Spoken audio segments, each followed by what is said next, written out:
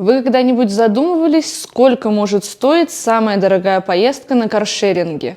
В Витебске иностранный студент купил себе билет домой в один конец за 8400 белорусских рублей. Случилось все так. Второкурсник ветакадемии из Азербайджана выпивал, но градуса не хватило.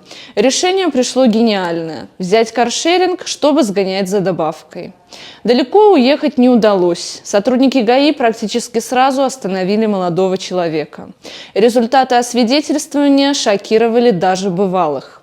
1,86 промилле. Это тяжелая степень опьянения. Рассмотрение дела об административном правонарушении проходило прямо в стенах академии, чтобы другим неповадно было. Итог для парня оказался печальным. Солидный штраф и депортация из страны с запретом на въезд сроком на 5 лет. Вот так учеба закончена, а жизненные планы в Беларуси разрушены одной поездкой за добавкой.